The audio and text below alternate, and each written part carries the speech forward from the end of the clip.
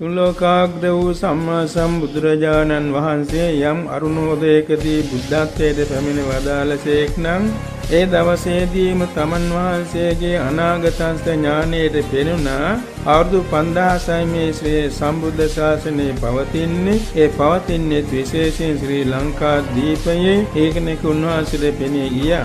ඒකම තමන් වහන්සේ පරිනිර්වාණ මංචකයේ වැඩ ඉන්න වෙලාවේදී බොහෝ දෙවි දේවතාවන් වන්දනාට පැමිණුණ අවස්ථාවේදී සක්දේව රජතුමා මතා දේශනා කළා මගේ ශාසනය මගේ ඇවෑමෙන් අවුරුදු 5000ක් දිගුකල් පවතින්නේ ශ්‍රී ලංකාද්වීප ධරණී තලයේහි. එනිසා ලංකා වාසීනුත් ලංකාවත් අකලංකව නිරුපද්‍රතුව ආරක්ෂා කළ යුතුයි කියලා. ඉතින් එදා ඒ සරුවක්ඥන් වහන්සේ සක්දේව රජතුමාට විධාන කළාසේම මිහිඳු මහ රහතන් වහන්සේ ශ්‍රී ලංකාවට වැඩම කරවලා ඊළඟට තමන් වහන්සේ ථූපාරාම චෛත්‍ය සඳහා අකුධාතුන් වහන්සේ ලබා ගැනීමට සුමන සාමණේරයන් වහන්සේට විධාන කරන්න යෙදුණා. දකුණු අකුධාතුන් වහන්සේ සක්දේව රජතුමා ළඟ තිබුණේ වන්දනමාන කරමින්.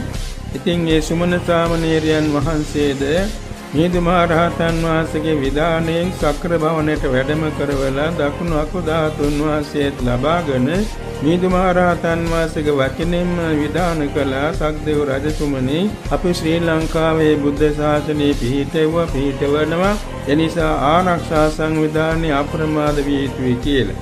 සක්දේව රජතුමා පිළිතුරු දීලා තියෙන එසේ ස්වාමීනි මම අප්‍රමාදව බුද්ධ ශාසනය වෙනුවෙන් උපකාර වෙනවා ආරක්ෂා සැලසෙනවා කියලා. අන්න ඒ සිදුවීම් වලින් අපට පැහැදිලි වෙනවා මේ භාග්‍යවත් බුදුරජාන් වහන්සේගේ ශ්‍රී මුඛයෙන් දේශනා කළ වචනය සක්දේව රජතුමා පිළිගෙන තියෙනවා. ඒ සක්දේව රජතුමා ඇතුළු අනිකුත් දෙවි දේවතා මඬුල්ලා ඊට අනුග්‍රහ සැලසෙනවා.